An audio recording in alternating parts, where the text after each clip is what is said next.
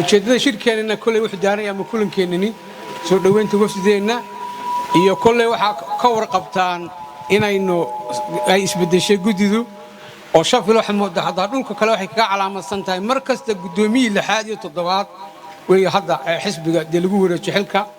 dhamaantiinba mudan iyo marwaba aad iyo aad baa idin salaamaya run ahaantii anagu gudoomiye Cabdirashiid ka xogay ahaan haddaan magaalada aan warbixin ka siiyo muddo sanad iyo badh 2 sano ku dhawaad ayaana la doortay anagoo dhalinyaro ah odayaasha sharafta leh halkan fadhiya ayaa magaalada lagu soo dhaweeyay oo naga dhigay gudida matalaysa magaalada Shafil halkan waxaan ka salaamayaa runtii iyo soo dhaweyn wada socota madaxda sharafta leh ee martida inoogu ah gurigan barwaaqo ee Shafil dhammaantiin marka hore waan salaamayaa waxaan idinku soo dhaweynayaa magaalada Shafil magaalada Shafil sida ula socotaan kulley ragga qaarkii madaxda qaarkeed mara waa ku cusub yihiin laakiin waa muhiim xisbiga wadani muhiim bay u tahay rahmatullaahi wa barakaatu waan salaamayaa madaxda sharafta leh ee Cabdirashiid magaalo gudoomiyaha UK oo hogaaminayo iyo gudoomiyaasheeda isbedelayaba waan salaamayaa waxaan leeyahay Shafil ku soo dhawaada Shafil waa magaalooyinka ka duwan magaaladana aad iyo aad bay xisbiga u taageertaa rahmatullaahi wa barakaatu halkan waxaan marka ugu horeysaba ka salaamayaa gudoomiye ku-xigeenka gudoomiye ku-xigeenka xisbiga Xuseen Cabdi Boos oo ah heer qaran iyo Qaasim xildhibaan Qaasim oo iyagu inooga yimi xarunta xisbiga ee Hargeysa waxa kaloo halkan aan salaan ugu gudbinayaa gudoomiye Cabdirashiid magaalo iyo gudoomiye ku-xigeen Caynaansha iyo dhammaan xubnaha kale la socda ama ka tirsan gudida fulinta ama gudiyadii laamaha dhammaantiin waan idin salaamayaa waxaan idin leeyahay ku soo dhawaada magaalada Shafil caawa oo ay 5 February tahay waxaan halkan ka wareejinayaa gudoomiyenimada laanta Shafil oo aan 5 sanadood ugu dambeeyay horta gudida waan ku soo jiray laakiin 2 sanadood ugu dambeeyay baan gudoomiye ahay minka waxba ka dhiman إن شاء الله تعالى ده سيد بني آدم كل واحد بدنا وان قبلني واحد بدنا وان قاعد وينو وقت كان نقصه قاعدي وان سلامة يا دمان أخيارته يعدي سوق بنقابسي مدشان قروح ضبضن يو عشادي هل كان عش شرفتي لانتو نوقص ما يصي وحن لا يود ما تسنتين runtii waxa halkan jooga gudoomiye ku-xigeenkii 6dii gudoomiye ku-xigeen shirweynaha lagu doortay Xuseen Cabdi Boos oo ka soo jeeda gobolka Sanaag Sool intaba farxad bay noo tahay inuu caawa halkan inala joogo oo uu xilka halkan caawa goob joog ka ahaado laanta Shafil ay kula kala wareegayso iyo dhammaan reer Shafilna ay isbaranayaan baryahan uu inala joogay UK إن شاء الله وحويان دينات سبرتان وأرين قالية وقدوم يكحجين كي حسبيجا لح قدوم يكحجين بالسمية أو قدوم يحرس كحجة مركا وحلا يا قدوم لانت شفيل والله كقالية حسبيجا تلك UK مركا إن شاء الله برشة شفيل أدعى وهالكاس صوت رافع الشيء لندن وحويه والله قلنته oo muhiim u ah xisbiga laf dhabarna u ah waxa halkan jooga xildhibaankii xisbiga dhammaantiin aad baan idin salaamayaa madaxda sharafta leh ku-xigeenku Xuseen Cabdi Boos iyo xildhibaan Qaasim Saleebaan iyo gudoomiyaha UK Cabdirashiid magaalo iyo gudoomiye ku-xigeenkiisa Caynaansha madaxdeena sharafta leh iyo kuweena maqanba wadani guud ahaan aad baan u salaamayaa si gaarana waxaan u salaamayaa magaaladeenan aan maanta xilka uu igu wareejiyey deeq maxamed kaahin oo aan in doora wada shaqaynaynay anigoo ahaa guddoomiyihii abaabulka shirkii baaqsaday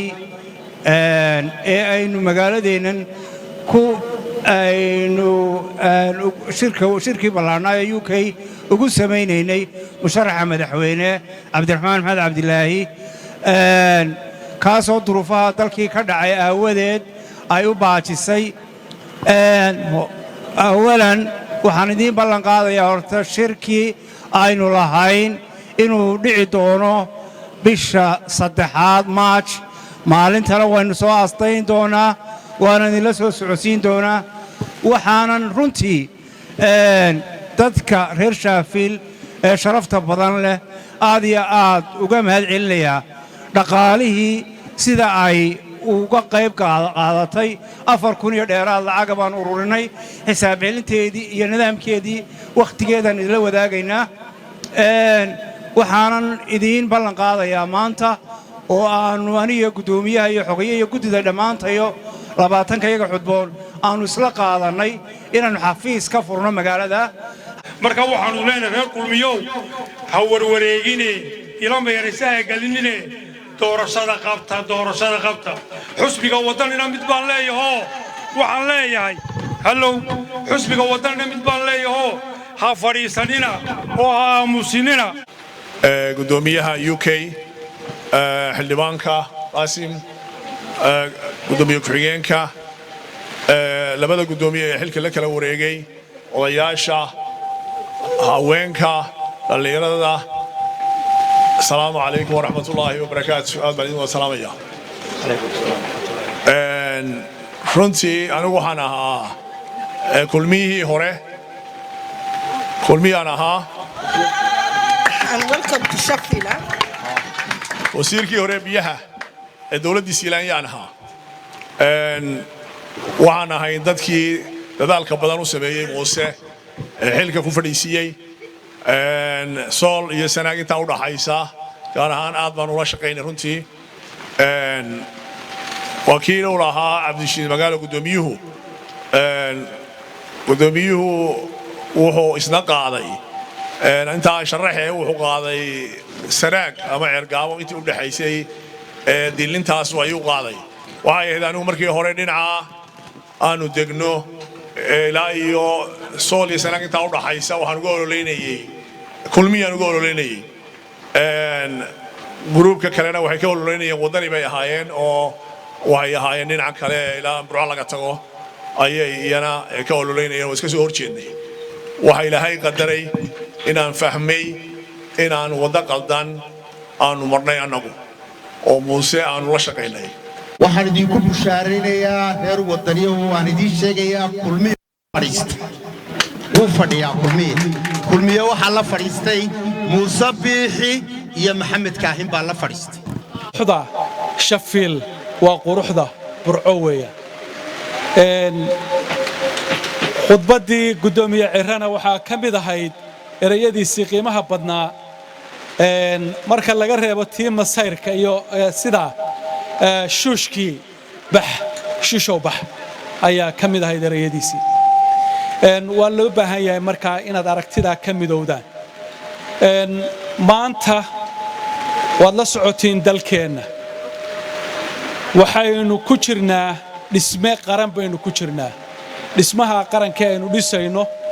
haddii la leexleexiyo ama la qalqaloociyo wuu qalloocsamaya waxaynu doonaynaa inaynu noqonno dal ictiraaf hela goob walba oo aan tagno waxaad moodaa dadka jooga aynu u doonaynaa inaynu Soomaaliland ka gadnaa inay aqoon buuxda u leeyihiin taariikhdeenna inay la socdaan khilaafka dhexdeenna inay la socdaan deegaamadeenna inay la socdaan doorashooyinkeenna nin walba oo xilka ku fadhiistaahi uusan doonayn inuu ka dego marka uu ku fadhiisto horta reer Shaafiil haddaad tihiin midnimada waa ku dheertii mar kaste muxuu ahaa haddii noqoto Somaliland haddii noqoto ictiraafkii Somaliland magaalada laga aqoonsaday haddii noqoto mudaharaadkii la dambeyna noogu imaan jirteen marka anoo caaw kulley waxaan u malaynaa aniga bas baa ka jooga London caaw marka waxaan leeyahay insha allah waan igu dayi doonaa haddaan reer london nahne